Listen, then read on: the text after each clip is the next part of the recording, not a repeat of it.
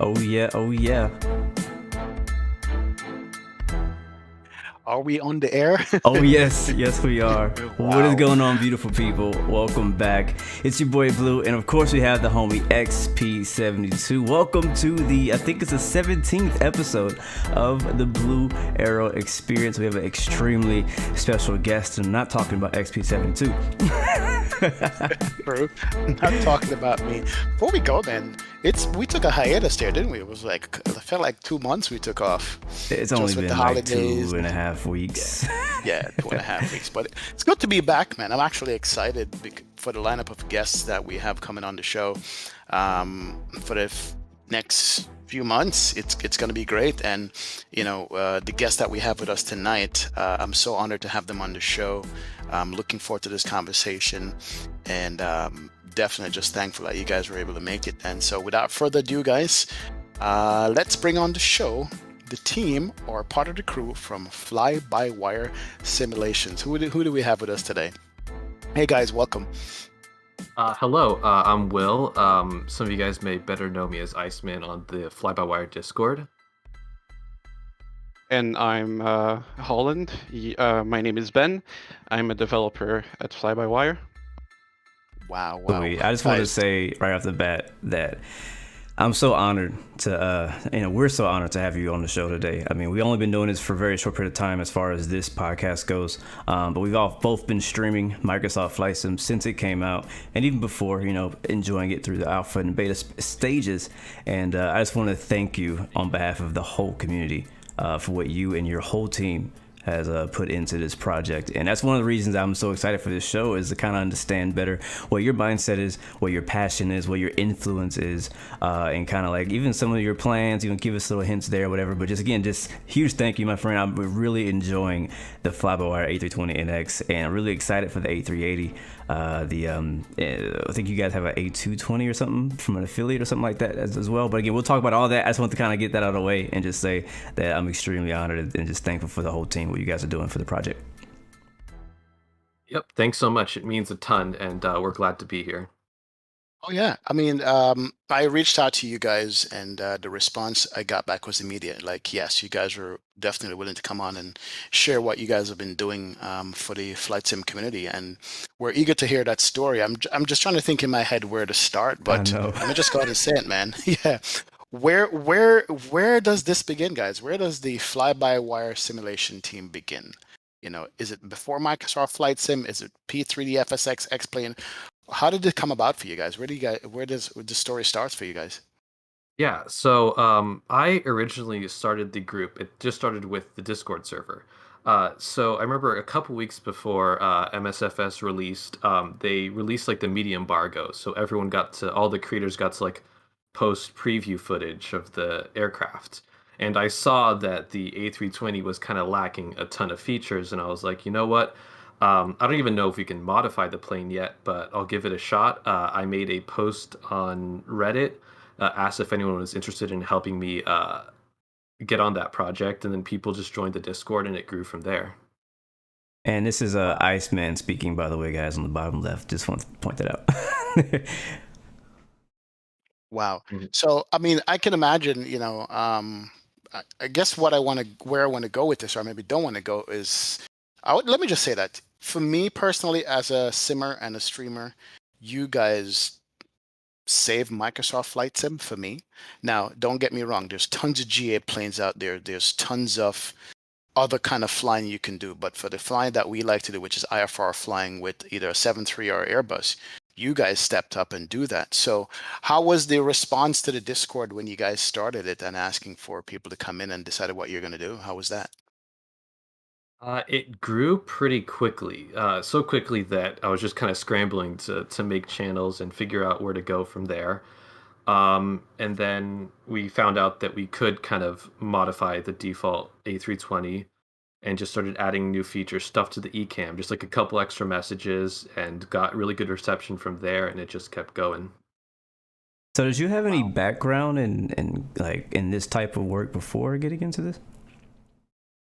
I didn't. I mean, at the time I created, I was going into my last year of college, so I knew programming because that's what I was studying. And I've flown maybe flight sims for maybe a couple years before, mainly like X-Plane. But aside from that, like no experience with coding aircraft for flight sims. Wow. When So I joined, sorry, go ahead. No, go ahead. no, Go no, ahead. no. Go ahead.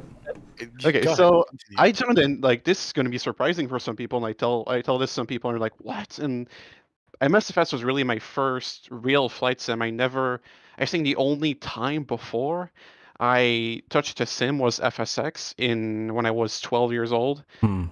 It was a long time ago, and it wasn't anything serious. I didn't know how to start a plane from cold and dark. I would just fly around. MSFS was the real time I really got into, and I actually bought the game because of Fly-by-Wire, because I saw this post on Reddit. I was like, okay, that's interesting, because just like I was in my last year of college in computer science, and I needed a project I could work on with other people to put in my resume, because that's something that's really beneficial in programming, to work on projects like those. So I found this, was like, you know why? I love aircraft. I love programming. So I'm going to try this out. I got the sim. So I never programmed any sim aircraft before, but I went into this with programming knowledge, but aircraft, that was a total mystery to me. So a lot of learning to do there, but yeah, because there's a lot of things that are aircraft specific and take time to learn. But Yes. regardless, it was a great experience to just learn all of this. That's Oh actually yeah, we're really cool that, I mean, neither of you guys like, you weren't like a developer with experience from X-Plane or from P3D or from FSX, anything like that. So it sounds like neither of you guys had ever really done any programming for a virtual aircraft, right? Yeah. Yeah. Wow. Yes. So is it the visuals of Microsoft? What was it about Microsoft Flight Sim and the A320 Neo that you guys decided, you know what, this is going to be what I'm going to spend some good amount of time on? What was the key for you guys individually, Will and Ben, that make you decide you want to jump on it? Yeah. Well, I mean, when the first ever previews of Flight Sim 2020 came out, I'm sure, like among many others, like that, they just made my jaw drop. Seeing Oh like yeah. New York with like all the buildings fully accurate, that was like, wow, this is like the next level of an immersive flight sim. So I was like, I'm definitely getting this.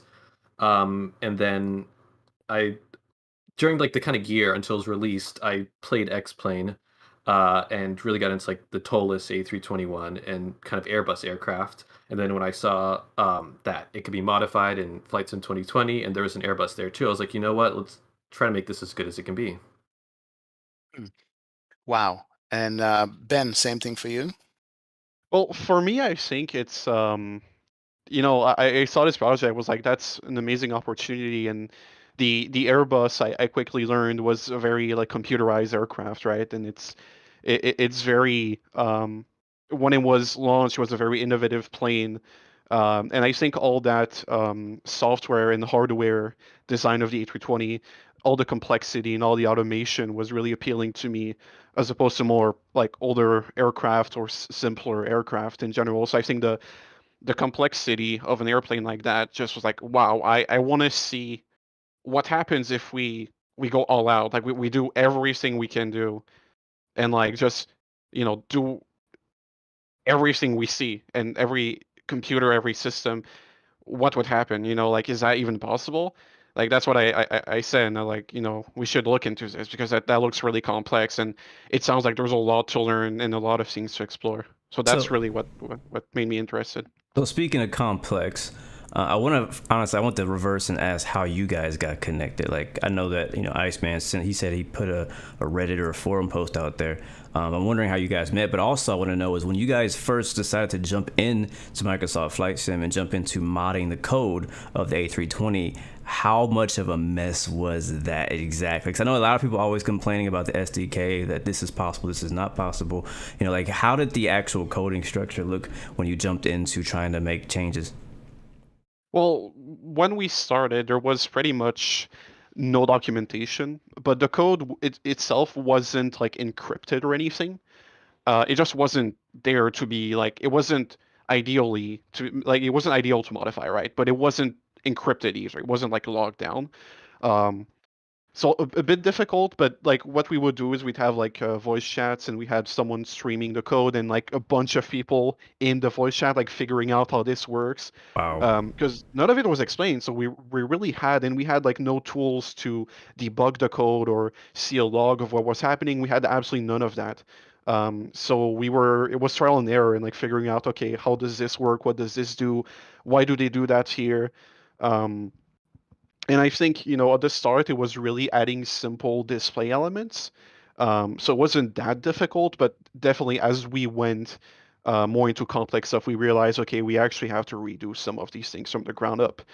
Um, which is, so the default code, wasn't absolutely impossible to deal with, but it was really hard. You needed experienced developers that knew how to figure out stuff. You couldn't just go into there and start editing stuff because some of the things you saw were not really clear about what you were doing. Wow. Just to get a bigger perspective, how big do you say that the Fly-by-Wire team is now? Like how many people are working on it? I would say. Go ahead, Will. I would say so. There's kind of different levels to it, Mhm. and that pretty much anyone can contribute to it. Kind of open, like add some code and like present that to us on GitHub and say, hey, can we add this to the plane? We'll review it and add it to it. But I'd say the core team is maybe like 30 to 40 people. But Wow. in addition to that, we have a bunch of pilots and engineers who will like meticulously check anything we add to the plane to make sure it's accurate. So, Yeah. in short, quite a lot of people. Yes. Yeah, we're going to go there about pilots and different inputs and so forth. But I forgot about the aspect of it, which is the GitHub as well, because I'm still not too versed in how GitHub works as far as the community code sharing or helping. So you're saying that there's a team that you guys know and talk to, but other people can say, hey, man, I have a fix for XYZ. Here's my code. Can you look at it? Is that how it goes with GitHub? Yeah, so this is something I sometimes will talk about, like thinking that everyone else is kind of like a software engineer understands this. But so basically, yeah, GitHub, that's where we have all of our code posted to, and someone can open what's called a pull request. Basically, they added some code to the plane and like, hey, can I add this back to the main project code?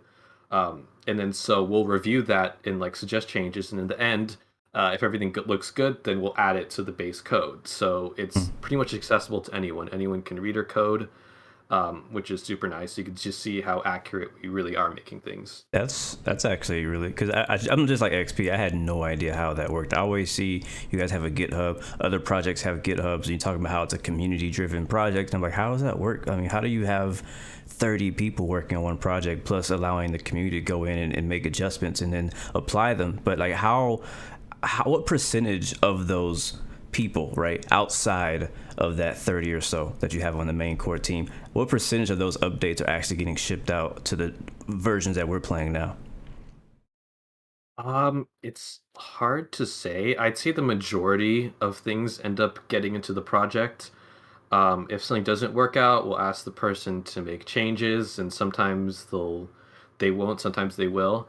But I say we try to work as hard with anyone who wants to contribute to the project to kind of get their stuff in and give them a chance to participate in this. Do you have Basically any say, sorry, XP, do you have any examples of a like outsourced feature? I mean, I say outsourced, the whole thing is outsourced, but you know what I'm trying to say. Like, is there like an example of a feature that came from someone outside of like the core people who was like, yo, this is cool, I'm adding it to the project and people love it? Well, basically, so anyone that's on the core team, like 90% of them are going to be people that start out doing that. So like we had someone come in for hydraulics and were like, hey, I'm an engineer and I know a lot about physics and I want to start a basic hydraulic simulation that we can build on top of.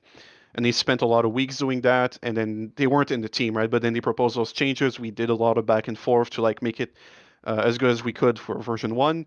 And then we accepted it, and it was so much work that we said, you know what, do you want to be on the team? So anytime there's someone that comes in and does like multiple changes or one really big change, we'll integrate that person on the team. So I think most people, including me, started out like that, just making small adjustments and going bigger and bigger until we can integrate that person and they're part of the development team at this point. So it's really and not only can anyone contribute, but anyone can join us, really. That's so Wow, cool. wow. Now, for me, part of the biggest change you guys did to the plane out of anything else is the MCDU. Was that something that you targeted first, last, in the middle, or you just waited till you have info on it? Was the MCDU something big for you guys as far as implementing in the plane, or it doesn't work like that? Is it all tied into one giant system? So there's a lot of things that are interconnected, right? And it's sometimes hard. Like people would want us to, add top of descent, like or holding patterns. But some of these things, if we want to do them properly, they come with other stuff, right? We can't do a really accurate LNAV without the ND, the navigation display being accurate and using the actual same principles as it does in real life. We tried that actually, and it really didn't work. That's why we decided to make our own from scratch before rewriting the lateral navigation. Um, so it's really in terms of like making huge changes sometimes. And MCDU and the FMS kind of goes into there where it's integrated with so many things that we kind of had to think about it for a while. We wanted to do something, and we're right now doing that. Like I wouldn't say even we're not even at half of what we want to do for the FMS. Like we Oh, have so many ideas and things we want to do and like so much details we want to add, but we really wanted to take the time to not only do something that looks realistic, but uses the same software and hardware design. I mean, hardware, emulated hardware, of course, but the Right. same design as it does in real life. So not only do we replicate how it looks and behaves, we also make that happen using the same principles as it was designed in the actual plane. And that takes a while because we need to figure out, okay, how do we do that? Do we have enough information? Two, how do we make that performant, right? We don't want to tank frame rates down because, these are complex computers in real life. So we can't simulate every single line of code in that, obviously. So how do we do it efficiently? And then what do we need to change alongside that to make that happen? Um, so really from the start, maybe not from the start, but like a few weeks in, we were already thinking about the MCDU and how to improve that whole flight planning system. But it took a long time, and right now we're kind of integrating all of that finally into the development version. And so it's been really a year plus long process, but it's paying off. And I think doing things that way, taking our time to do it right, research the very fine details of it, and how it's done in real life, I think that was worth it. Oh, definitely. And which leads me to the next question is, what is your knowledge base like? Where do you get all the information from for the proper implementation of the MCDU and stuff? Like, is it pilots? Is it manuals? What do you guys use as reference for that stuff? Or who do you guys use? So we'll talk to pilots a lot and engineers, like can give us information on how certain things are done, how they look, how they behave. Obviously, there's other resources we use that are more technical, and we make sure that what we do follows how that's like specified. And we really use in-depth resources. I mean, I can't go into extreme detail about it, but we really make sure, it's not just oh, it looks that way, and I looked at a video or a picture online, and it looks the same. It's really more in depth than that, which is why it takes so long, right? Because like the level of documentation we use, and the level of detail we achieve with that takes a long time to do correctly.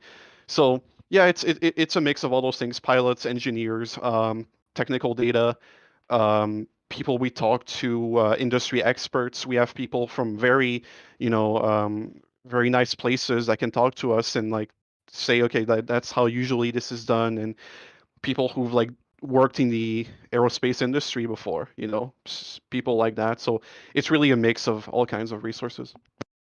nice. Quick question from the chat. I've seen it pop up a couple times. What language is all this written in for coding?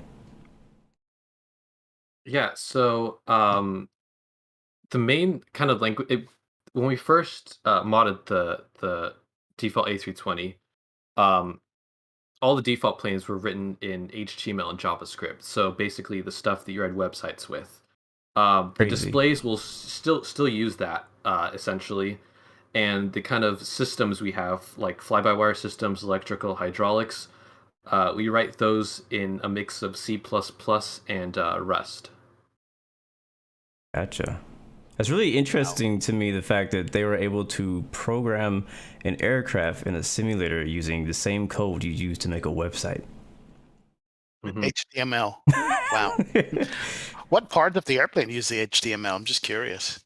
The displays, like the PFD, the navigation display, all that. That's basically like a mini web browser that the simulator runs there, and that just talks back and forth with our system's code, which is C++ and Rust and everything like that. So do you see that as a positive, or is there better ways of making that happen? Honestly, I do see it as a positive, because it just makes development so much easier. You can kind of hot with some of the tools that Working Title helped develop. You can hot reload the display gauges while you're in the plane without having to reboot the sim, which saves a ton of headaches. There are like some performance issues that were present kind of at the beginning of when the sim was launched that have been slowly ironed out by the Sobo team. Especially stuff with I'm gonna get a bit technical here with like garbage collection if any programmers are watching this, but it's been improving, and honestly, yeah, a net positive. Wow. Yeah, that's pretty awesome. I even saw that today that you guys are going to be implementing waypoints for flying over a waypoint and making the turn, or making the turn prior to the waypoint. Little things like that I noticed that you guys are doing, and it just blows my mind going, wow. And I still don't know which is right, or how it's implemented, but that's something I saw you guys posted as well, right? Can you explain that to me, or to the audience? So the overfly The waypoints. overfly waypoints, yeah. So when you're flying a procedure, it's like a SID or star departure arrival, you'll have a bunch of rules that aviation authorities will set in order to like instruct pilots on how to fly this procedure. And that's done via leg types, and a leg is really like a waypoint in your procedure, and those have different constraints, right? So some of them will tell you, okay, fly this heading until 5,000 feet, fly this heading until you get vectored by ATC, or intercept this radial to this waypoint, hold at this waypoint. There's a bunch of rules like this, and the FMS will interpret those and generate a path and align on the ND according to that. And all these things like overflies, holds, intercepts, course captures, those are all encoded that way. And as we implement all those things in the FMS, it becomes more close to how the actual plane in real life would do it. So in terms of, let's say you compare what we have right now and what we have in a month, so the changes we're doing is supporting more of these rules. So right now we only support going from a waypoint to another waypoint, which is really basic, and that is not how it works in real life. We're really aware of that. But we're working on massive updates that add a bunch of other supported rules that will enable much closer following of the real life chart, right? And this is all really complex because you're solving a huge math problem. Because remember that the aircraft, it has speed, it has inertia. If it turns, it takes an amount of time to turn in the right direction. So you need to take into account when you're guiding the plane via the autopilot to not overshoot something or to stay on the course, because if you do, you might end up in the course of another aircraft, or you might end up in a restricted area, or even worse in terrain, right? Especially with RNP, right? So those procedures really designed around sticking to the line and not deviating from it with a minimum performance requirement. So it's really hard to get it right because those are really math and performance problems based around how fast the aircraft's going, its weight, where it needs to go, the angle of the turn. And we're implementing all these algorithms using really in-depth technical knowledge of these systems in the A320 to exactly match how it happens in real life. So there are some details you'll see that don't look really good, but that is how the aircraft does it in real life. in terms of drawing it on the ND. It'll fly completely correctly, but it'll have a little, sharp angle, but it happens that the real aircraft does that as well. So it's really a bunch of mathematical rules that we're adding in order to fly something that the chart tells you to fly. Wow. You guys sound like mad scientists to me. I was going to say, how much personal time have you guys, how much personal time were you spending in the beginning when you just started it, saying, okay, let's just mod this plane, to like now? Because listening to you talk about all different things you're implementing, how much time off of your life is this taking up for you guys?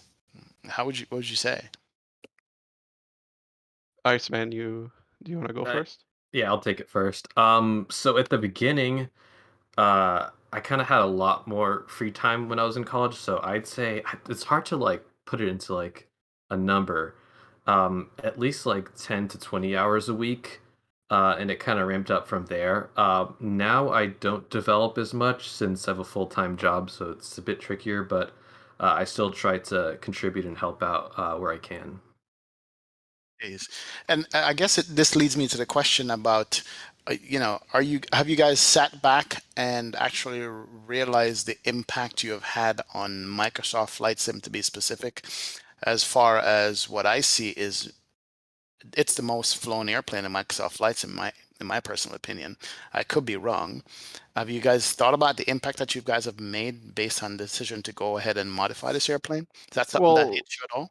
It's when you start and you're kind of into that work and you're really working hard, you kind of like I kind of didn't never really notice for a few days or a few weeks how big the community was getting, right? Like I'm just working on stuff and I'm coding, right? And then like I kind of started realizing, wow, there's a ton of people joining. There's people making content about us, and I was never into something like that before. I've never been part of the team of a community that was that big. So that was all new to me. And then it kind of hit us like, wow, like there's tens of thousands of people joining. Our Discord now has like 50,000 people, I think. Wow. We like it just like kind of fit me in the face, and at one point I was like, wow, that's huge. And we're literally like, we do actually know that some online services we're the most on aircraft on MSFS. So that's a huge accomplishment, and we just feel incredibly grateful that people have decided to help us out and join our community and see what we're trying to do and believe in us, right? So it's just kind of insane to just see all that and be like, wow, we're developing this, that so many people use and so many people fly and people save, and it's saved MSFS. Like people say all those things, and it's really nice to hear, and it's amazing, really. Luke, go ahead, because I got so much questions, because I think I honestly, okay, my personal opinion is that it is the airplane that's holding us over, perhaps until there's good payware airplane for Microsoft in the airliner space, right? There's all the GA stuff, and sorry GA guys, you know how I am already. GA planes are good, but I like the airliner stuff. I mean, somebody in chat asked, hey man, what about Fennec Sim that's coming out?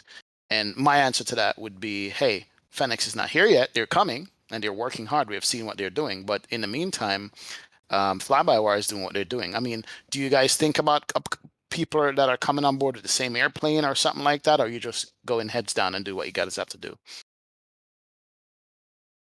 I would say just go ahead.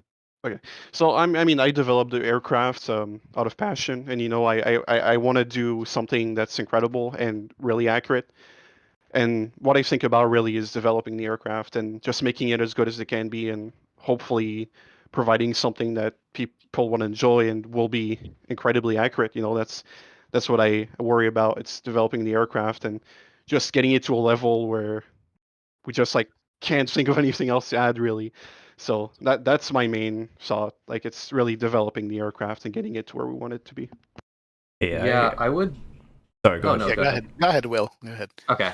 I completely lost my train of thought. Give me just a second. Yeah, no worries. I was gonna. Okay, yeah, there we go.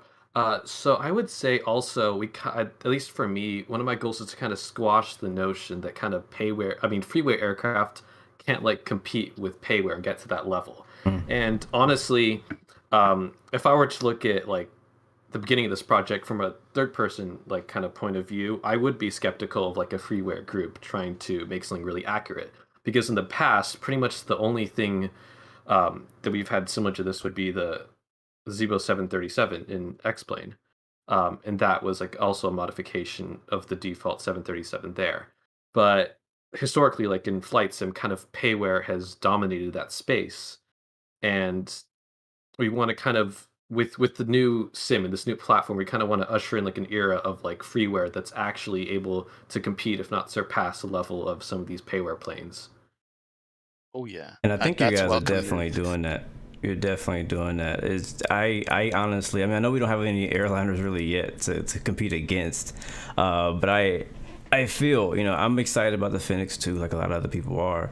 But I think it's really just going to be an addition to what we already have. I don't think people are going to stop flying the FlyByWire 320 NX when we get the PMDG 737, when we get the Phoenix A320, when we get these amazing planes that we're all looking forward to from these payware developers. We're spending a lot of time, a lot of money on these projects. But you guys, just based on what I'm hearing and the passion you guys have, I know you guys are not going to stop, right? I assume you're going to keep pushing. You're going to keep making that plane even better. Does the thought of competition kind of fire you guys up at all? Honestly, I would be lying if I said no to that question. Because I've always driven to just be the best, or like try to work as hard as I can and make this kind of project be the best it can be. Mm-hmm. I remember back when the CRJ was being released, I was like, what if like as soon as that's released, everyone just jumps ship and just flies only the CRJ? And I was surprised to see like so many people still stuck with us, and I was like, okay, maybe this has grown like bigger than I realized. Um, and then yeah, it's insane. Yeah, it's true. And then, I mean, you guys did a genius thing for me, Mr. Old School. You guys made an installer. Like, you mentioned Zebo, and I was going to ask you something about that. But, Zebo, you got to get the files from the Google Drive, you got to download, you got to drop it in, whatever. I was doing the same thing for the Fly-by-Wire mod whenever it comes out on GitHub. But this installer, I'm looking at this thing, it's beautiful. It's on my desktop. Like, it's just a simple and clean design, man. Who's responsible for that? Was it your Genesis? Somebody else came in and said do it? Whose idea was that? Because it's awesome. I love it. Ben here has been the one who's worked on it a bit, and along with a few other devs, so we can probably talk more about that. So we initially had like a year ago, right, when the project started, we had this downloader app that was really simple. Would only like download the file and move it to your community folder. And someone of the community made this that later went into the dev team and was maintaining that installer. And then that kind of grew to where we wanted to have multiple different versions. We wanted to have space for other projects in the future. So we remade the entire thing with the new UI. I made the initial and the second design being the one you have now, and I'm working right now on the third design that you're going to see soon, which is going to focus on having more people in the installer, and you'll see that soon. So yeah, I worked on that along with other members of the dev team like Falcon, Foxtrot, Sierra, other developers who've helped a lot on that, and it's been really hard, really. It sounds like a simple thing. You download a file and you put in community folder, but we have millions of downloads. We have tens of thousands per week, and like it's a lot of bandwidth. It's a massive aircraft. It's 2 point something gigabytes at this point. It'll only grow from there, So we had to do like modular updates. We need to set up a CDN with download servers across the globe. We needed to fix some issues with detecting the package. There was like a lot of things we didn't anticipate for. So a lot of work went to that, and I'm really glad you're enjoying it because it's something we really took time to make great because we want the experience to be as good. Because like if I come out and say, oh, you can compare us to this payware aircraft, so I mean like not anything specifically, but like if I say we want to offer that experience, it doesn't matter if you have to jump through hoops and like download from GitHub and like edit scripts and like do stuff manually that you wouldn't have to do normally, So if we're going to claim that level of quality, then that's part of the equation, right? We can't just skip that. So I think everyone really worked hard to make everything as streamlined as possible. So speaking of streamline, and I have so many questions, XP. It's crazy. Yeah, go ahead. Go ahead. I want to talk about the jump to the standalone 320, and how did that work? Like going from the default one to the one like your own version. You know what I mean? I think Iceman, you were part of that process. Yeah. Was it Honestly, forced? Was it forced? Did you have to do it? What was the thinking on that? it was something that we planned to do for a while. The reasoning behind that was as long as we were kind of like tied in with the default plane, every time a sim update or a world update came out and they so a changeling with the default plane, it would cause problems with our plane, and so we'd have a few days, like a day or two, where we had to just go in and fix everything. Um, and eventually, we were like, you know what? If we just separate this entirely, then those changes won't affect us. Hmm. So eventually, we got around to doing that, and it definitely helped out a lot in that regard. So I'd say that was like the main driving force, just Gotcha. trying to not get affected by all these sim update changes. And was that kind of something that helped you guys make the move to Xbox as well originally? So we were in the marketplace briefly, but I'm trying to remember the exact reasons because we posted about this some months ago, where because of a multitude of reasons, I think one of them was like licensing. The majority of our kind of dev team weren't comfortable with the license we had to use to be in the marketplace. We kind of had to maintain a separate version because there were things that just weren't compatible there. Maybe Ben can talk more about this because it's escaping my mind at the moment. So how we talked earlier about GitHub and how it's a community project, right? Anyone can see the code, and of course we don't want someone to go and take the code and then make a payware plane and then sell it, and then they like they remove the community element from that, right? Mm. We don't want that happening. And there's special licensing that will apply in that case where we say, okay, if you make a version of that plane, like a custom version, it has to be open source. Like it has to be a community project. You can't make a payware. I mean, you can charge for it legally, but you're required to also make the code available. So there's really no point in doing that. Right. So we wanted that requirement because that not only protects like the whole spirit of the project, but it also makes sure that all the hard work we do, it doesn't go to, someone making profit like that. So that's something we really don't want. And unfortunately, we couldn't do that with the marketplace. There's valid reasons for that. Like, it's a legal concern to host files like this. It's perfectly understandable. So we decided, that's not going to be for us. And we're going to keep distributing via our installer. Unfortunately, that means we can't support Xbox. But at the end of the day, we want people to keep displaying in their community. We don't want someone to take all the code and make a proprietary project with it. Gotcha. I was wondering, like, how are you able to guard that? Because I feel like since you say it's open source, it sounds like it'd be so easy to just take the entire code and then slap a different name on it and be like, all right, payware A320 Neo, Yeah, I mean, if you want to do that and you want to do a freeware open source one, then you're allowed and we encourage you and we'll help you. Just like we don't want people to start saying, okay, like I'll charge $150 for it and I'll give nothing back to the community. So is that how like some of these other compatibility mods are working, like the A330 compatibility or 321, like some of these different people who are making different variations of the Airbus, and it's like it's made compatible with the NX to have the NX system. Is that how that works? Yeah, pretty so much. their code has to be under the same license, which they all respect. Like if there's ever someone, we don't like go after people. We talk to them. We say, hey, look, like there's this license, and that's what you're required to do, and that's why you have to credit us, of course. So we really work with people so that they can use our stuff. Because there's a lot of things we do that, they might be developed for an A320, but we try to make as much things as layered as possible. So if we have A320 specific stuff, beneath that there's like generic Airbus code, and then there's generic aircraft code, right? So we allow others and we help them integrate that. So like there's the A220 that was mentioned earlier. We worked with them really closely on some of that code, and they took a lot from us and we gave them a lot.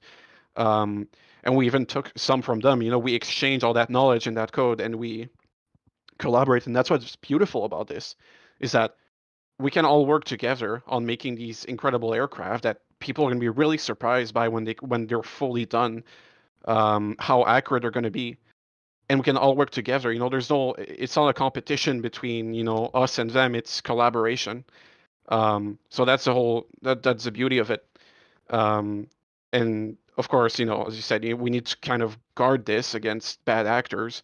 But I think in the end, it's really worth it. So, sorry, XP, I keep cutting you off. Oh, yeah, go ahead. I'm looking at the installer now, and just looking at, because I'm glad you brought up the A220 project. So I wanted to talk about that, and you kind of explained it already. Your involvement in that project. So that's not actually Fly-by-Wire, is that correct? Like it's a different team? Yes. Ah.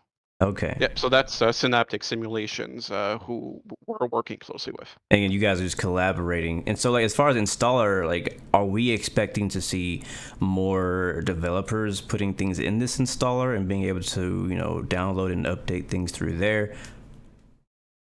So we're talking to a bunch of people all the time. We're talking specifically with Salty, who make the 747 mod. There's also other developers, but those are farther away from release, so we're not confirmed yet. But really, if someone's aircraft is high quality and it's open source and it's free, then we talk with them and we want to bring them in, because I said earlier, making an installer is really hard, especially at that scale. So we want to allow people to have this platform that allows people to install easily. You don't have to make an entire thing themselves, right? Also, we don't want people to have to install 4 installers. I know every company says that, oh, we're gonna make the installer that everyone uses, or Yes. the marketplace everyone uses. But for us, it's really about freeware groups that maybe don't have the time to develop an installer. They'd rather spend it on their plane. So it's a win-win situation, right? We get to develop that whole ecosystem of, there's not only payware aircraft that are good, and then there's freeware cockpit mergers. We don't want that situation. Yeah. So we get to develop that whole new ecosystem of good freeware planes, and then we help them out grow their installer, their user base, because there's a lot of traffic on their installer, of course. And I feel like you guys are in a position or you have the platform to do that. Like, you have an installer that works. It works great as a user. I love the fact that I can just open it up and it's like, hey, you have an update, and boom, I update it. It takes like literally seconds, and then I can choose the stable version, developer version. So to be able to have that for the other of my favorite freewares is just great. So do you guys kind of have an idea of, I guess you already answered it, but having multiple, like, basically, like I said, the Salty model be in there, whatever other plane that's freeware. It sounds like freeware is the standard to kind of get in. But yeah, and you do need to, it needs to be, you can't import an FSX model because, there's legal issues with that, right? Like, I think that's pretty known that there's some authors that have requested their models from FSX don't be used in MSFS. So, for example, that's something we couldn't do because there's legal stuff attached to it. But if you have a plane that you're making either an improvement or you're making it from the ground up and it's freeware and open source, and we'll take you in and we'll work with you. so it's kind of like the Orbix, what do you call that thing? Central, similar? Is it similar to kind of like Orbix Central, where you have like this platform where everybody's downloading scenery and then get it all in one place and update it there? Yeah, basically, you won't have to change apps to update another plane or see another one, or like configure an existing one for like for example, if you have R820 and in the future we have like, I don't know, an A321 Neo, an A320CO, whatever Don't variants say we that. have. Don't say that out loud. People go crazy in the chat.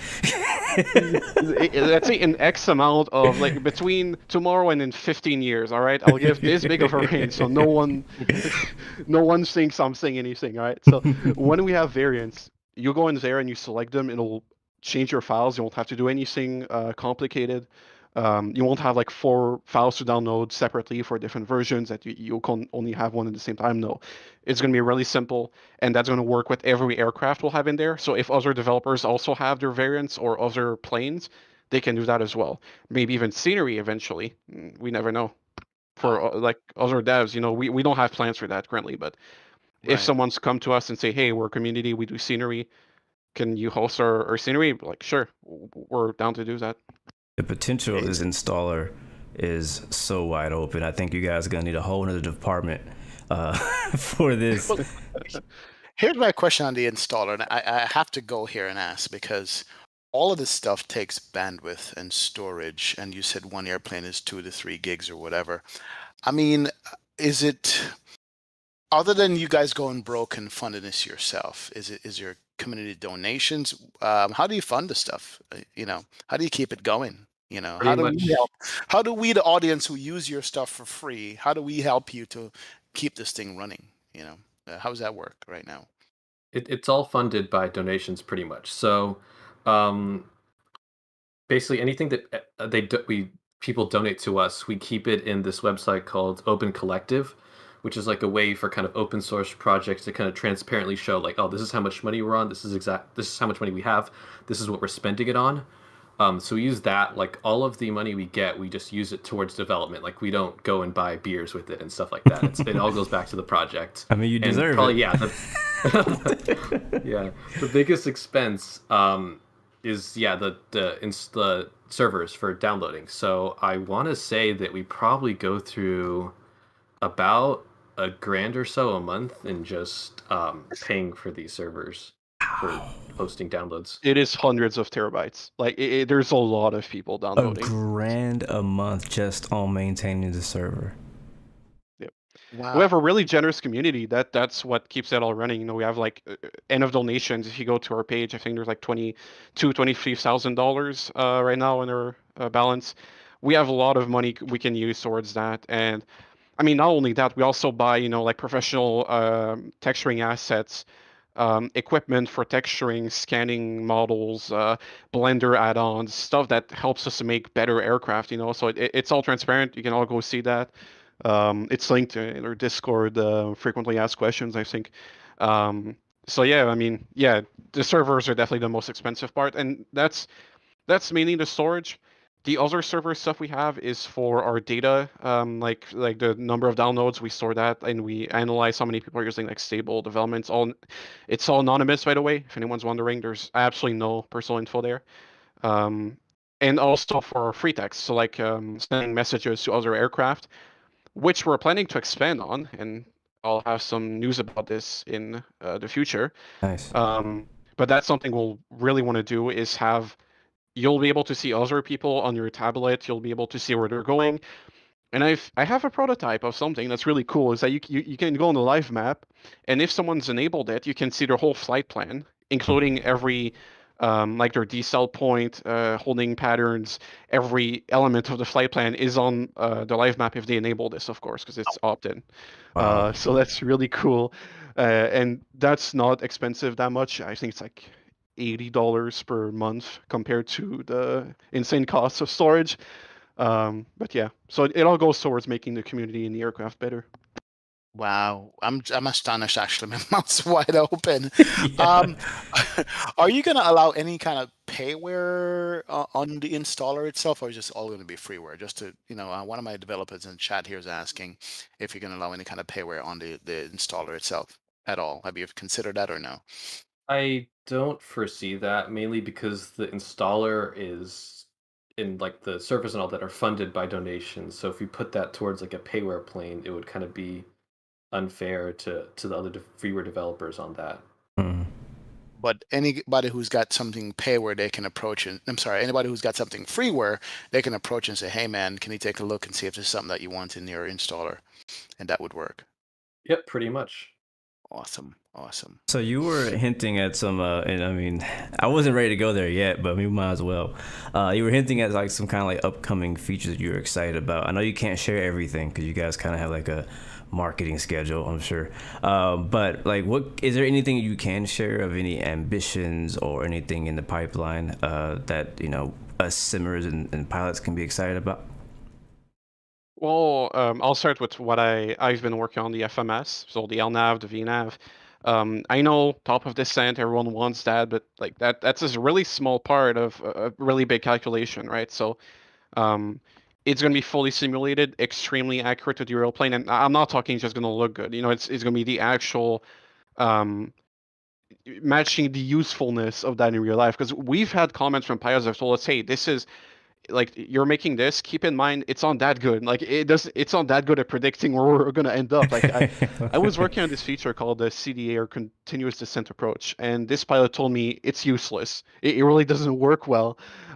So it makes me sad, but I kind of had to make it worse a bit, because we really want to focus on realism and matching exactly what the plane does. So of course the VNav is really useful, but the subtle quirks will simulate all of that. All the error messages you can have if your path is too steep, how it predicts the way the plane is going to return to the angle that you need it to descend at, and the exact way it's going to predict your approach and the way it's going to adhere to constraints. All of that's going to be exactly the same as real plane. The LNAV is going to be the exact same path drawing. It's going to support every procedure as much as we can. There's some nav data limitations that we have to work around, but we're really working to support everything: missed approach, holding patterns, procedure turns, DME arcs, fix and full, intercept points, time markers, equitime points, top of descent, everything you can think of will really have that. So the FMS is really one of the most exciting things, I could say. That's really the core of the rest of the systems, I guess. Yeah. Well, definitely.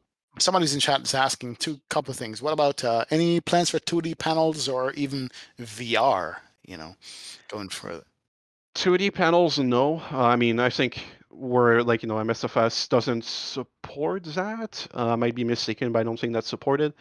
You can pop out the instruments, and we do have something so that you can see your tablet on your computer outside of the plane and on another device.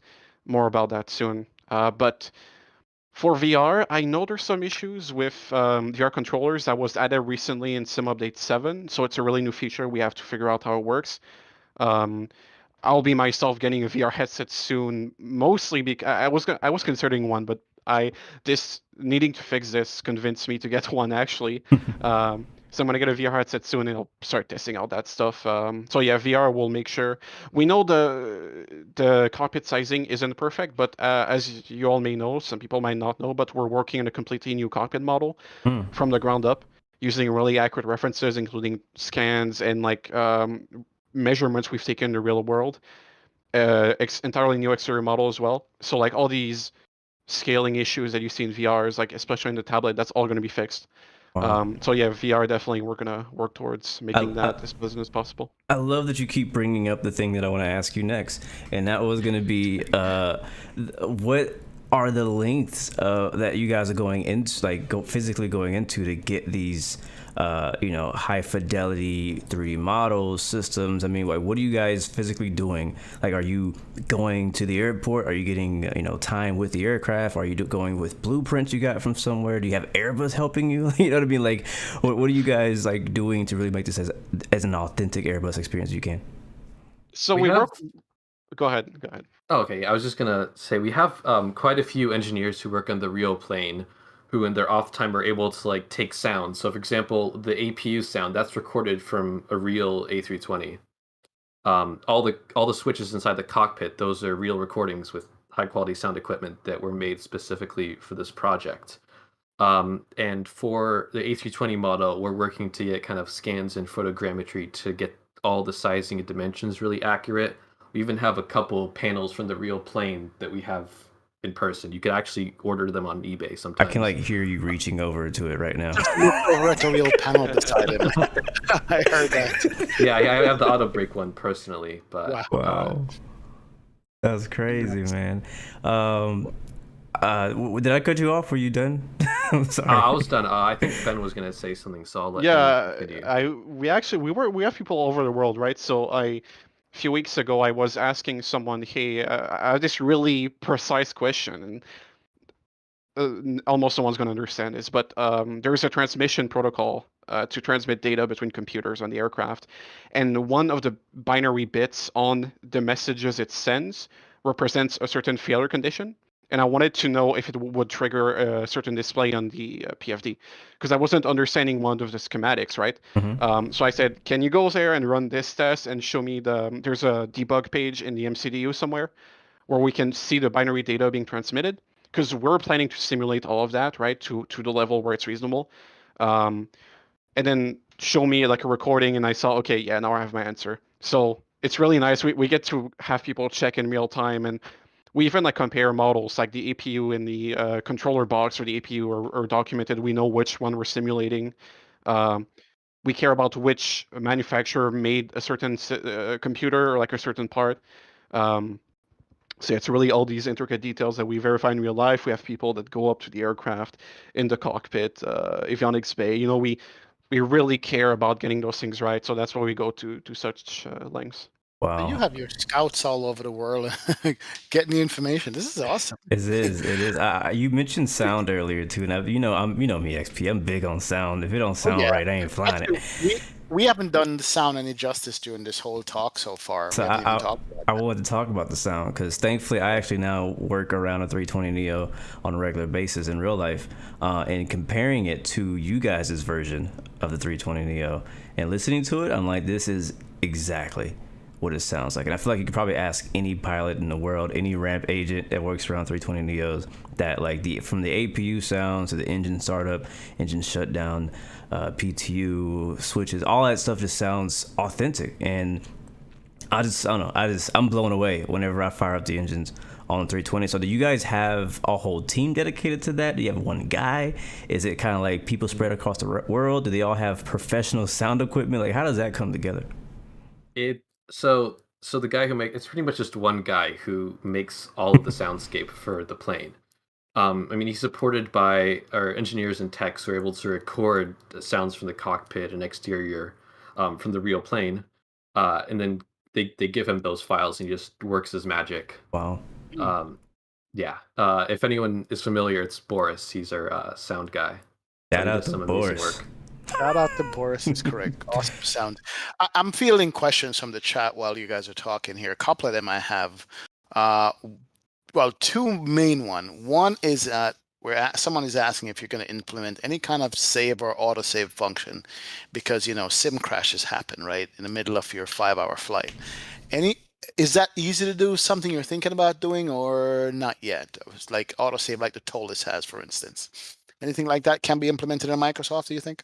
Yeah, I'm Go ahead. Go ahead. Okay, so I'm sure like it's possible. It's just hard because what you need to like realize when you're trying to save the whole aircraft state is that there's computers in that plane that transition between states, right? There's a pre-flight and then like takeoff and climb and the cruise, right? They all have different conditions that trigger different phases and like go into different modes. And the autopilot is one of them, that has a lot of lateral and vertical modes, protections, and all these kinds of things.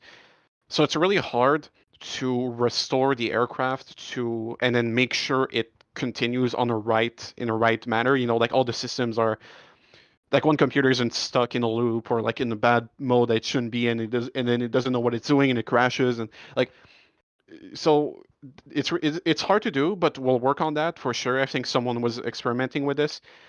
It's not exactly simple because storing files in MSFS isn't the easiest thing for now. It's kind of difficult to just write somewhere a save to a folder, right? But I'm sure we'll find a way to do this. It's definitely not impossible, and we'll look into that because I agree. Sim crashes. You want to just get back and cruise and continue your flight as if nothing happened. It's a really nice feature that we want to have. Yeah, would be nice. And the other question from chat also, I noticed that earlier on you guys started tweaking the flight model, if I'm not correct. Is Microsoft still the base flight model for the plane and a few tweaks, or what's the flight model in like now? Because it feels so good to fly based on what I remember when the plane came out. When Microsoft came out, it was like just doing all kinds of crazy things. How much flight modeling work have you guys done on it? I'd say quite a bit. So we've been working on the flight model since we started working with the plane itself. Hmm. We have basically also mostly like a one-man team on that, as far as I can recall. Don, who just spends basically an insane amount of time trying to like replicate, like for example, the time to descend from one altitude to another. He'll check the FCOM tables and make sure the amount of time is exact. So over time, we've tweaked it enough so that our pilots are like, yeah, this is the closest you can get to the real plane within the limits of like a desktop simulator. Wow. Wow. That's good to know. I mean, I could tell the difference right away, based on what it was and what it is now. Going from X-Plane to the fly-by-wire A320, I don't feel a difference anymore.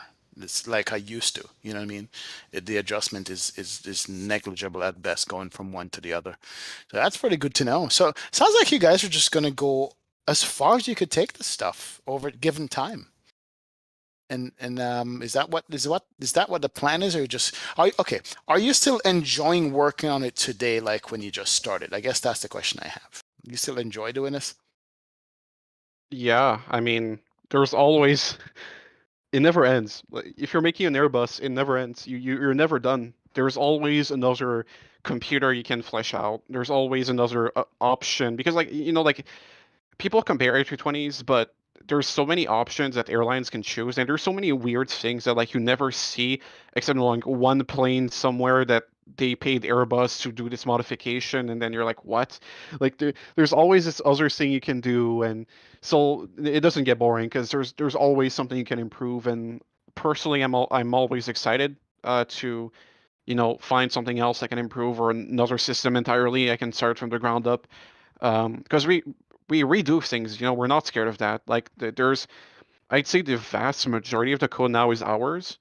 It'll at some point in the near future be entirely ours. There's gonna be no trace from the default at all, and the model as well will be custom soon. So I mean soon, in like the future. Soonish. Yeah.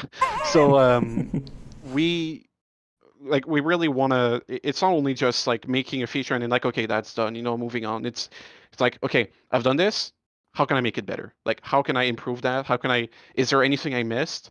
Is there anything that I can do and go above and beyond and say, okay, like, no, I've made this look kind of right, but actually I'll look closer and like align it a bit more, like make this system take a more realistic amount of time to do something, or make it do something in a better sequence, or like all details like that. So there's always something else.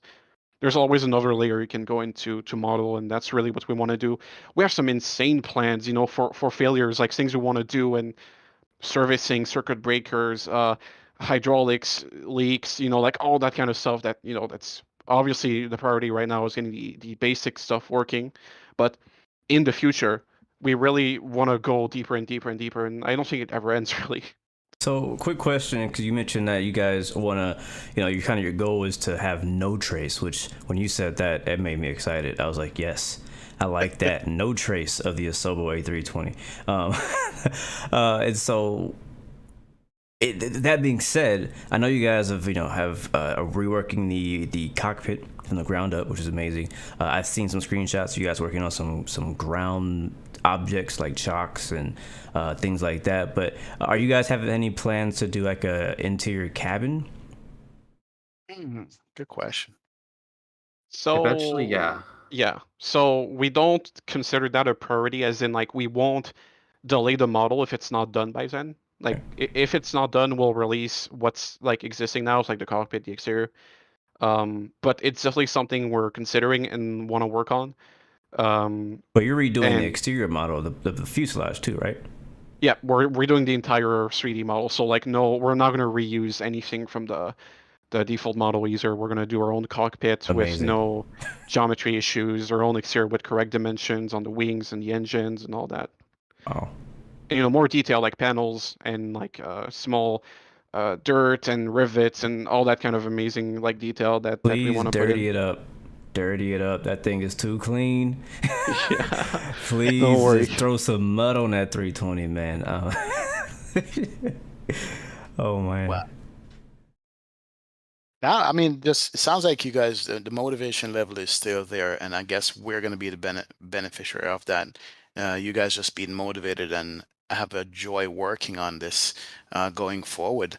Let me branch here because people are asking as well. Any time frame on the A380 that you guys can give, or no, not yet? I knew like that was going to be a question. I was going to ask that myself next. That was my next question. So as usual, we don't, we don't give dates because if we say this and Right. we skip it, then like people will be sad, right? So we want to do things right, correctly, and precisely over getting them fast, right? Because if we do things fast, like we rush them and it's lower quality, and we're not proud of that, and it motivates us less. So we aim to do something complete. And the A380, we asked a question in our survey: would you prefer an open alpha or full release? We take that into consideration. The A320 is in open alpha right now. It's 0.7.3, so that's obviously not a final version, and people are enjoying that. So maybe there's merit to releasing something earlier that's really good but not completely fleshed out. We're never gonna do something half baked. But if there's no particular flight warning computer logic that's extremely specific, I don't think it'll break anyone's experience uh, right away. So we'll do it as when we feel comfortable having a release. Like we can't say exactly when, but we'll make sure that we deliver a great product. I think another swing to that question, what I wanted to ask was not really when it's going to be released, because I know you guys are not going to tell us that, but how's the progress going on it, and like how much effort even now is going towards that? 'Cause I know you guys are working hard, heads down on 320NX nonstop, but like, do you guys have separate people working on the 380? Are you guys kind of splitting your time with it? Like, what's that look like, and how's it going so far? I've seen some great screenshots, right, that you guys have posted publicly, but how's that going? I'd say there's a good amount of shared effort. So I think Ben mentioned like for a lot of the like display code and systems code, we kind of did it all over again. So we're not reusing any of the Sobo stuff. We're making our own. But in that process, we're making it so that that code can be reused to the extent that it can be for the A380. So one of the great things about Airbus is that they kind of have a really strict kind of like design philosophy that kind Universal. of yeah, aside from the A300, but like from the A320 forward, they all kind of follow the same principles. And that makes it actually really easy to kind of share some of the really base code between that. So stuff like actually the MCDU, the FMS, the Honeywell Pegasus that we have in the A320 is pretty much the exact same FMS as in the A380, aside from all the like flight model changes that are different for a different aircraft. But um, yeah, so a lot of work that we're putting into the A320 is also being kind of shared with the A380. So I'd say there's a lot of good work into the systems going on right now. And as far as, we're all excited about the A380, but like, what about the other? Oh my God, my dog is freaking out at the door. What about the other, the rest of the Airbus family? Like, I mean, thoughts on the 20 CEO, the 21, the 19, and even the 330? Like, what do you guys think about that? I know you guys don't have any release dates or anything like that, but like, what's kind of the mindset behind the FlyByWire team with the other variants? So we had a survey yesterday, I think, or 2 days ago. We It was launched a yesterday, yeah. survey. Yeah. So we asked a question actually in there, like about those variants, and we got some interesting answers. Like I'm not gonna say exactly what right now because we don't want to. People say, oh, they're making this like right now. Like so. I do want to know what We the community thinks, though. Like, what are people? I mean, obviously, we're all loving the 320, but like, even like my question is like, so community wide? Because I feel like the A380 is a very niche aircraft. Like, would people prefer a 21 over a 380, or would they prefer a 90? You know what I'm saying? Like, that's just my personal Yeah. question. You don't have to answer it. I'm just saying, like, I'm personally, I'm gonna fly the 380 whenever you guys release that, because you guys made it, and you guys made a great product in the 320. You have great reputation, but the 380 is not my favorite aircraft at all. I'm gonna fly it a few times, and I'm gonna go back to the Neo. That's just me, right? So like for me, it'd be more beneficial to hop in a 21, something that's flown more often and is still being flown today more diversely. Yeah. So I mean, we've said this in the past. I can say it. We eventually, and I say eventually, I don't mean like in 6 months. I mean really like years. We want to do the entire A320 family, like eventually. So I mean like 21, 21 XLR, 19, 20 CO, 21 CO. Like we had this idea of a really old variant with like a simple FMS and older displays. Obviously we don't know the priority yet, but we're definitely planning on doing that. And a big part of that is two things: is the model that we're redoing, which of course will allow us to edit it out into another variant. But also our code is made to adapt to something else. Like my FMS code can adapt to simulating an older FMS that is less capable. It can remove some type of procedure legs. It can have a path that's a bit less smooth because back in the days, the computing power wasn't as high. Our code is also made so like if there's an engine page that has a slightly different layout for another engine variant, we can swap that out easily. So we really take that into account. And when the time's right, and when we have the time and the possibility to do another variant, we'll definitely do that. And when we know what it'll be, we'll announce it. That's for sure. So you guys are future-proofing yourselves even right now. Yep. That's amazing to hear. Yeah, so I mean, it makes sense. Once you get the model done, your own model, once you get your own, basically, once you pay off the lease on the Sobos 320, right? And it's yours, you can then start to add the additional variants. And one other question I want to ask, and I'm going to let XP talk, is how different, because I know we talked already earlier in the stream, so if you guys missed it in chat, go back and watch earlier. We talked about the A220, but how different is the A220 systems-wise from the 320 and the rest of the Airbus family? So it's entirely different. It's not even the same plane. Because basically the 220, as some of you might know, was an acquired program from another company, Bombardier. So it wasn't an Airbus. It wasn't born an Airbus. It was adopted, So the avionics are... Yeah, exactly. It's the avionics don't even look the same, Like I like them a lot. Like they're just not the same. The systems are different. It's a different design philosophy.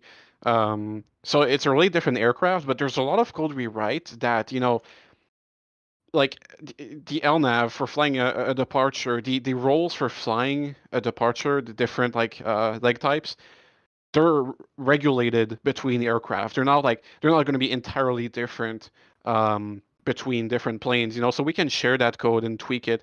Some of the turn anticipation might be slightly different, but there's a lot of code we write that we help, like again, as I said earlier, we help those A220 guys with. So it's a very different plane, but they're both airliners, so we help them out and they help us out a lot. So it's, even though it's different, we have a lot of in common in those two projects. And you mentioned that some of the general things you guys have added for the A320 obviously has specific systems, but a lot of the navigational stuff can be generic, right? Like, could you use that, for example, in a Boeing type aircraft? Like, could you take some of your code that kind of goes for the GPS and some of that stuff or whatever it is, and use that for a Boeing or an Embraer? Is that possible? Like, could a freeware open source developer be like, hey, I love what the FlyByWire team is doing. I want to, simulate this other plane, but I need this one system. Is there any systems in your code that could contribute to a project like that? Yeah, so the FMS, the Honeywell FMS, actually, it is used in the E170, I believe. And it'll be almost exactly the same algorithms that they'll use, right? So they have their own FMS they sell to aircraft manufacturers. So if someone really wanted to do something accurate, they could take our code. And even if you just want to do something that works, right? You don't care about having the exact angle on this turn, right? Like you could use our code and absolutely we make it so it's flexible, right? We don't, go out of the way to make everything tweakable, because that would take way too much time, but we make sure that we don't restrict that to Airbus at the same time while worrying about, it being accurate. So someone could take this and put it in the Boeing if they wanted to, and they could tweak it, or they could just put it as is. You can do anything you want, really, as long as you, don't make it payware. Crazy thought. Could you put it in an F-18, which is fly-by-wire? No. If you wanted to, sure. It's fly-by-wire. The F-18 is also fly-by-wire. It might be a fighter jet, but it is using fly-by-wire systems. So in my head, it makes sense. That's like putting a Southwest livery on an A320, man. Oh, no.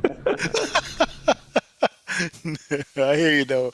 I hear you. I think X-Plane's got a G1000 in an F-35, actually. So, yeah, that works. But it would be super cool to see another group kind of mod the F-18. I flew it a bit. Somebody's working on it. And it was pretty fun. There is a guy or a couple guys actually downloaded. I don't know the name of it. Sorry for whoever that is.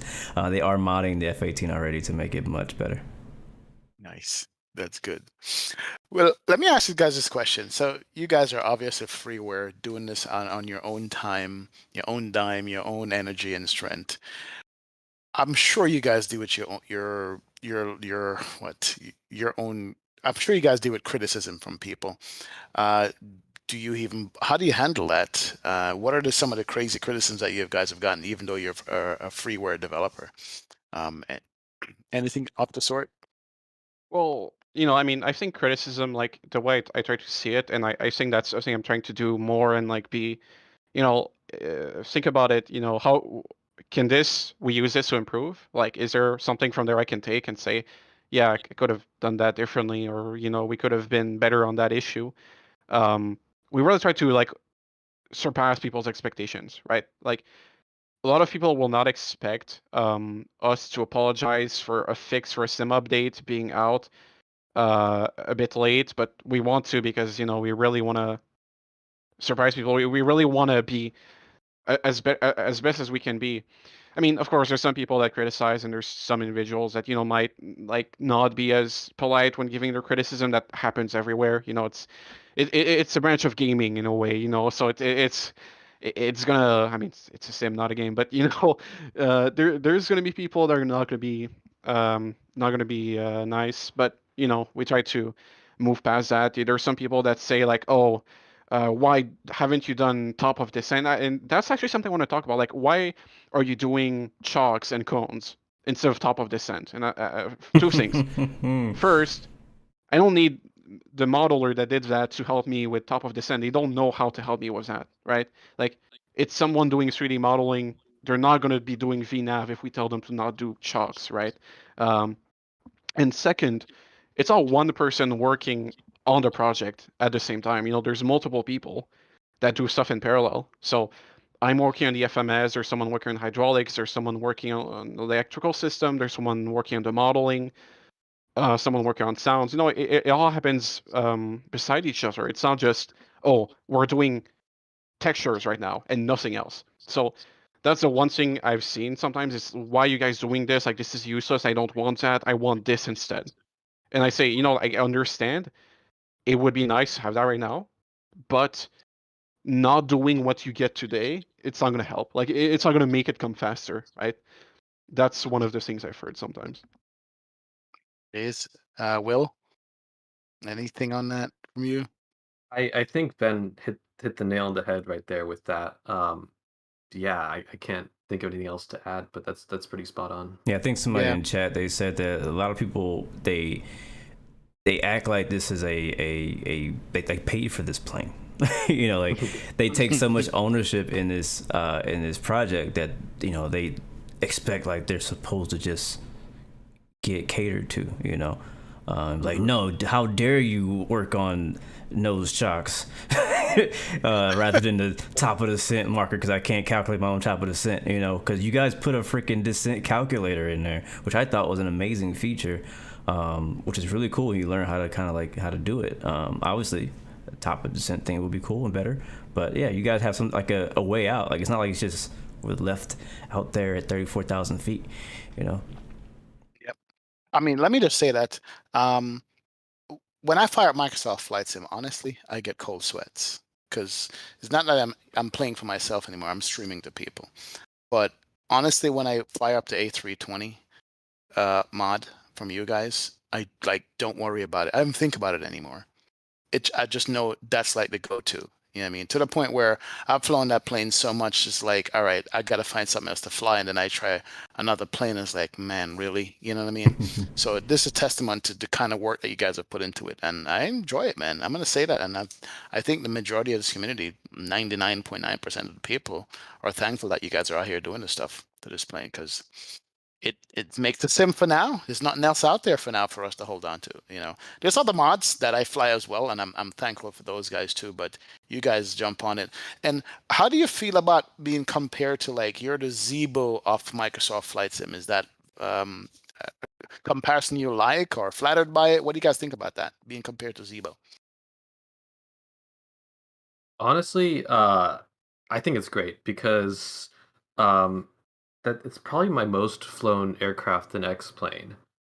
And it was kind of like the initial inspiration was like, hey, if this kind of guy made this great plane from just by himself as freeware, then imagine what we could do in this new sim with this plane with a whole team of people. And we kind of proved that freeware open source can like work and bring it to a whole new level. I was talking to XP earlier before the show, and I was like, I know you guys are not technically making any money or profit from this directly, but you guys are making a lot of money for other people. A lot of people are only buying Microsoft Flight Sim for the FlyByWire A320. A lot of people are only buying Thrustmaster's TCA Airbus Captain's Edition, all that stuff, just to fly it with the FlyByWire A320.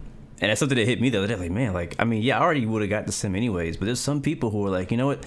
The FlyByWire is the one thing that helped me cross over from P3D or from X-Plane or getting the flight sim in general, because they watched a stream from me or from XP or from whoever was streaming it. You know, like, oh man, this plane is like the real 320. I got to get that game. You know, so they're spending like hundreds of dollars. They buy the game for 60. They buy hardware for a few hundred. You know what I mean? So what do you kind of think? I mean, is there any avenue at all for you guys for payware in general, like taking FlyByWire to, you know, profit in the future? Honestly, I don't think so. At least not now. I guess it never like really occurred to me until you mentioned that just now. Like even like hardware and stuff like that, we kind of make money for them in a way. Yeah, like they should be so paying it's you kinda- some kind of royalty. Yeah. But honestly, I'm just at least I can speak for myself. I'm content doing it for free. Like seeing people kind of like praise the plane and like that's all the kind of pay I need to work on it. And I'm sure it's the same for a lot of our developers. I don't know, maybe Ben can talk more from his perspective. Yeah, I mean, I think like, the whole premise and the whole idea is to be open source and free. So I don't think payware would like, something that could be attached to our name. Um, I mean, I have a full-time job I really like, and that's I work on this a lot, like up to 12 hours in the weekends. And to me, it's just like seeing people being happy with it and just imagining like, oh, in 6 months, where are we gonna be? Or like in a year, like it's just insane. Like that's the pay I need. Again, like they just seeing people enjoy it and being happy with it. That's all I need, and that's what motivates me. Seeing people believe in us, and just the impact it has. That makes me motivated to work on it. Nice. That's real. Here's a wild out of left field question. X-Plane 12's coming up. Any chance remotely, 0.5% chance that you would want to mod maybe the A330 that's going to come default in X-Plane 12, or Microsoft's the future and that's the way you guys going? Honestly, I'd say kind of our roots are just with Microsoft Flight Simulators, so that's what we're sticking with. Okay. Because X-Plane, the tech stack is completely different. I mean, if there are any like groups who show up to kind of mod that A330, we're happy to help them out with like documentation and stuff to the extent we can, because Airbus aircraft are pretty common. I know we talked to freeware groups from X-Plane and even like Flight Gear sometimes who are also developing Airbus aircraft and kind of share some knowledge. But we're happy to help out where we can. But I think we're sticking with Microsoft Flight Simulator. See, this is what I'm talking about as a community. Thanks for the answer, but the fact that you're talking to other freeware developers across the different sims that are available, that just like I'm happy about that. You know what I mean? Helping each other out and keeping this community going. That's some good stuff. I appreciate that definitely. Go ahead, Boo. No, I'm like, I don't know, I won't say mind blown, but I'm just like, just listening to you guys talk about how like, you're like, I don't care about the money. I just like that you like the plane, basically. And I just think that we just need more people like you guys in our community. I mean, our community has great people, don't get me wrong. But, some people are out there just to make a buck, just make a profit, just to flip a plane, and the fact that you guys are out here making such a huge impact on this community as a whole, and that includes X-Plane. Even though you may not be developing for X-Plane, that still includes X-Plane, that still includes P3D and FSX, what you guys are doing. You guys are setting a standard as well for payware developers. Like payware, if a payware developer wants to come into Microsoft Flight Sim right now and make any type of Airbus product, they're competing with you. Right? And that's not an easy thing to do. You got like 50 people on your project. You know what I'm saying? So you guys are setting the bar high, and I like that, because as long as you guys are setting the bar high, we're, as consumers, are getting a great product. And the fact that, again, that you guys just like, yeah, we're not doing it for the money. Like, we're not planning to become payware. We're willing to literally help other people, whether freeware or payware, that, give them documentation or whatever. It just shows you guys' humbleness and just like your heart and the way you guys work. I love it. So I don't know. I just feel like I just met a really dope pair of people and a dope team. And I'm glad you guys are part of our community. Definitely. Thank you. Anything that we haven't gone over with you guys that you wanted to share with the community more about, in the future, what's going on now, something that you needed to get out there that didn't have a chance to say, anything at all? So we're developing a lot of things, and like I want to give an example of what we do. I talked about helping other developers, but there's a thing we do that we don't really talk about often because it's not really something that might interest simmers, because it's not really targeted at them. But we work on tools with other developers to make the development experience better. We have this software we're working on called ACE, which is a advanced cockpit emulator, and it's a tool that lets you run displays and avionics outside of the simulator to develop them. And the advantage of that is that you don't need to fire up the sim and wait a few minutes for it to load up, and you don't need to worry about your performance. Your graphics card being running at full load while you're developing, heating up your room. You can develop all that outside the sim. And we're working on that with the A220 team. And it's kind of like all these things that we're trying to work on just to enable people to make great aircraft. Like, there's a thing I'm working on right now to improve performance on avionics. I've worked on stuff for maps, on navigation maps. We're planning to work on something for airport moving maps on the A380. And there's someone working on an A350. We're helping out with that as well. Oh, snap. Don't say that. So yeah, don't say that out loud. We really want to make sure that hold on a second. You can't just skip over like you ain't just say A350.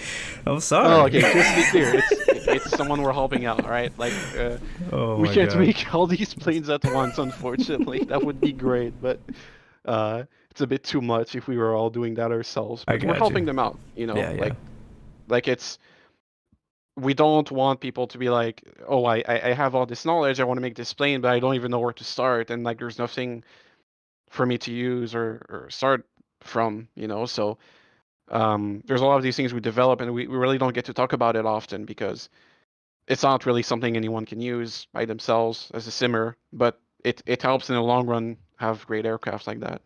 And I think push that, like seriously, push that. Like, what if, right, fly-by-wire simulations could be more than just what we fly, right? Me and XP, we're not developers, What if it could be a system like ACE, for example, that is the core of all Airbus products that ever come to Microsoft Flight Sim, right? Like, what if you could develop the core systems like you're already kind of doing that is so flexible that some developer can come along or some development team can come along and be like, hey, we want to make a realistic A320 or A321. There's something, right? And they're like, all right, let's use the fly-by-wire simulations ACE or whatever that system may be called as a base. And on top of that, we'll build our product. I think that would be such a, I know you guys are already doing this, but it would be such a big move again, it's kind of undercover. Nobody's really gonna know about that. It's not flashy. It's not, it's not gonna be something everybody's like, oh my god, fly-by-wire is amazing because they do this thing. But I think as far as making an even huger mark on the community than what you guys have already done is not only, doing what you're doing and collaborating on some of these other projects, but also just having that core system where everybody's like, all right, fly-by-wire has this system that is, nobody can beat it. So if you're gonna make an Airbus for Microsoft Flight Sim, you need to use this. Yeah. We really want to try to make the best stuff possible. So yeah, like we talk to those people and they tell us, like, oh, this doesn't work. Like that's like we need to improve that, and like we get feedback from people, and we tell them, okay, like this, you should do this differently because you're gonna have like performance issues, or like it's all collaboration and just ensuring everyone has an amazing plane. So like you're saying, like making those base things that everyone uses, that sounds really exciting, honestly. Like um just working as a community to have all those things done, that's an incredible chance we have, and I really want to do that. I'm actually working with all those people and like trying to establish stuff that people can work off of to just make great aircraft. That's And dope. we also talk a good amount with still with the Sobo and the folks at Working Title to kind of give them our feedback and kind of get some of the last few missing puzzle pieces in the SDK to benefit everyone too. I'm glad you brought up Osobo. So is there, I mean, I don't know how closely or how often you guys talk with somebody over there, but is there any way kind of, and maybe Working Title's already doing this, with their move over to the Osobo side of things, but is there any way that you guys can contribute more to the core sim rather than just being a mod on the sim? And do you want to take that one?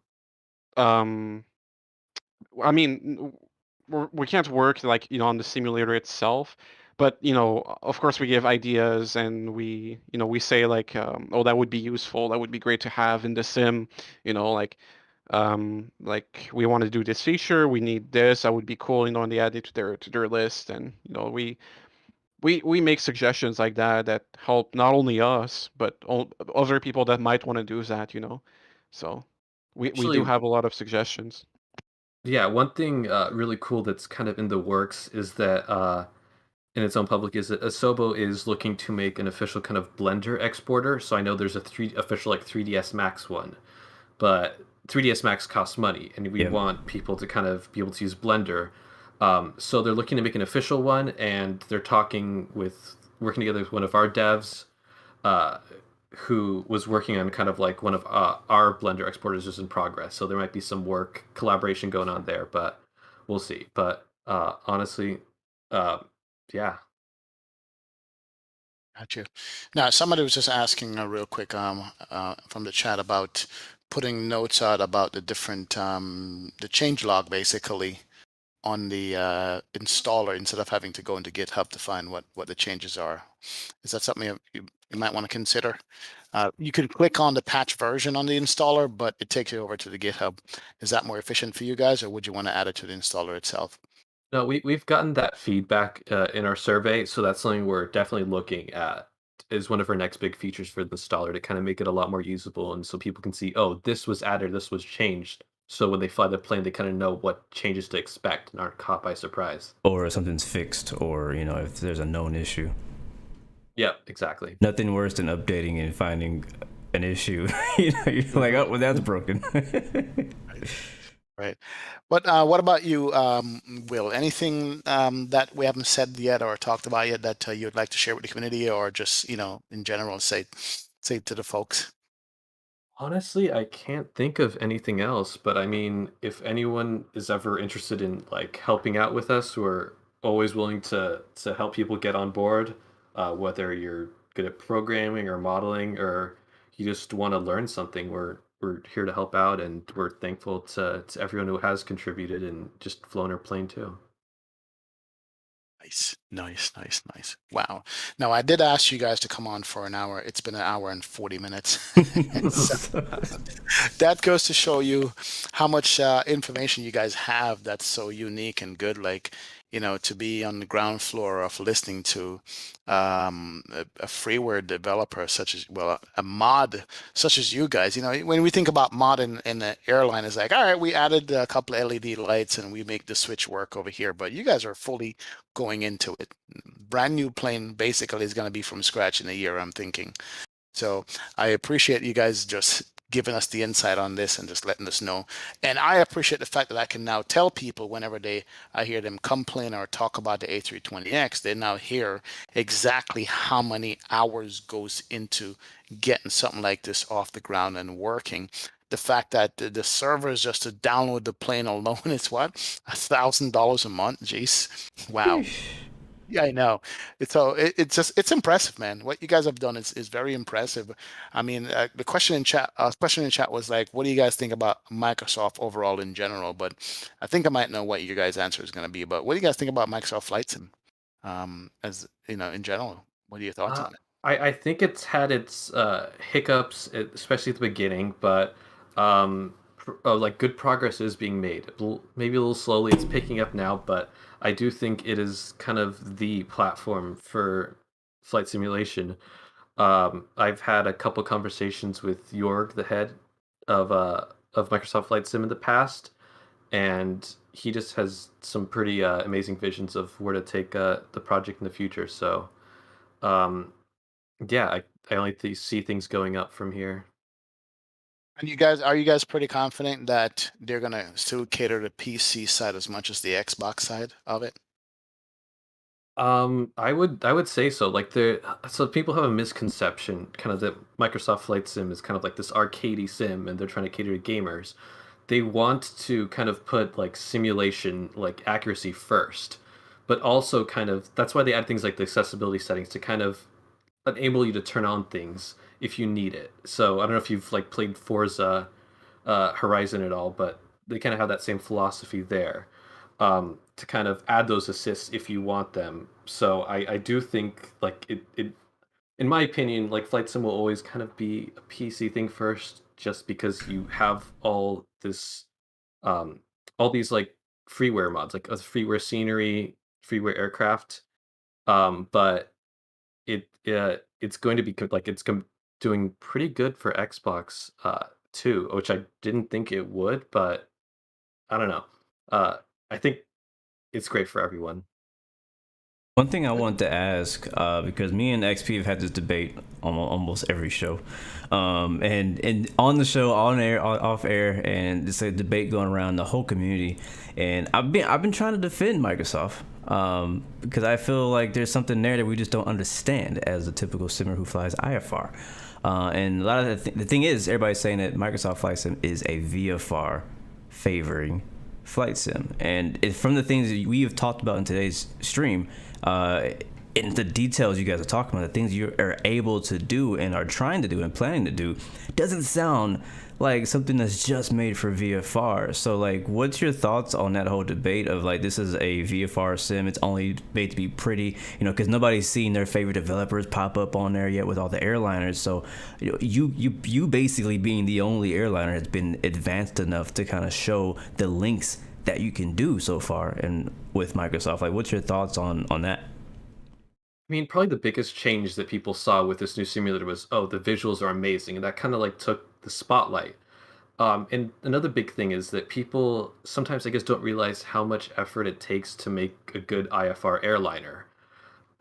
So even though the sim was released, like it was like what, last August, it's going to take at least a year and a half to make an IFR airliner worth flying. VFR planes will be pretty easy to make in comparison. Just some steam gauges, relatively straightforward flight model. You can hop in a Cessna and get all the kind of references you need pretty quickly. But IFR takes time, and now we've seen like other paper developers on the cusp of releasing their IFR airliners. So I think the main missing factor in the equation was just time, and it's about to be everything's about to come out now. So Yep. Yep. Everything is come the first quarter, second quarter Boom, of XP. Yep. It's true. I know. Well, yeah, it's true, man. I mean, I'm convinced you're right, Blue. This conversation here for the last hour and a half has kind of said, okay, there's people here putting real effort and time into making great IFR platforms, and I'm actually excited about it. Because yeah, I can't get over the fact that every time I fly Microsoft, it's just so damn pretty. Like, without having to download masses of ortho and stuff. So I'm getting convinced more and more. Put it that way. Thanks for the fly-by-wire. It's all the team. Wow. Anyway, a rant over. Well, This has been great, guys. I absolutely appreciate the efforts here. If you guys have anything coming up you want to release, you want to talk about, you want to get out to the community, shout out to Blue, shout out to myself. We'll get it out there. We'll get you back on the show at any time, just to talk. And because this is what we want the community to hear from you guys directly about how this is done. Again, the efforts, the time, the trial, the mistakes, the fixing, the changing. And I think you've given us a much bigger view of what's going on, other than just, hey, there's a new update from FlyByWire, let's go grab it, and we keep flying. So I absolutely appreciate that. Definitely. Thanks for having us on the show. Yep, thank you a lot. Definitely. Blue. Yes, sir. This has been good. This has been really good. I really enjoyed the conversation here, and it just makes me want to go flying, man. That's really it. I want to hop into FlyByWire A320 and send it somewhere. That's what I want to do right now. But again, thank you guys for having the show, like he already said. And yeah, what you got going on this week, XP? Tomorrow I got a big stream in the morning early, doing the Thrustmaster. I'm giving away a Boeing TCA yoke pack from Thrustmaster. Too bad I'm not flying the A320 tomorrow. That would have been nice after this show. But I'm flying the 787, the heavy division mod, out of San Diego to St. Louis. So we're going to be giving away a Boeing TCA pack. Some lucky winner is going to get to go home with that. So that's going to be good. So that's what's coming up tomorrow. What about you, my friend? Don't know. I have really had my head down working on some video production stuff, so I haven't had a chance to stream. I was hoping to stream tomorrow. If I do pop up, it might happen, but if not, I'm gonna be working on some editing. So nothing to say right now. Just look forward to seeing some pre-recorded video content for me coming in the very near future. I'm working very hard, so I can't wait to get that over with. Not sleeping much. So yeah. All right, well, shout out to Will, Ben. You guys have been excellent guests on the podcast. Thank you again for coming out. We appreciate it. And you'll be seeing us flying your plane pretty soon. That's how we fly, so absolutely, guys. Appreciate it, man. Wow. Let's do it. Let us do it. Well, guys, that's going to be it for episode 17, wow, of the Blu-XPerience. Again, I know you guys have been asking us to put this on other podcasting platforms, and that is coming up very soon, so don't worry. But a huge thanks to FlyByWire. I keep forgetting your names, Jesus Christ. I'm so sorry, but the whole FlyByWire team, every single one of you guys. I saw some of them were in the chat as well, watching and answering questions there too. So huge shout out to them and everything they're doing for the community. And thanks for being on the show. We'll hopefully be back next week, and definitely will stay tuned for our next guest. It's gonna be really, really good. Yep, thank you. Thank you. Well, guys, until next time, remember you have 3 choices: give up, give in, or give it all you got. Peace, love, and God bless you. We will see you guys next time, next Blu-XPerience. We out. Bum, bum, bum, bum, bum, bum.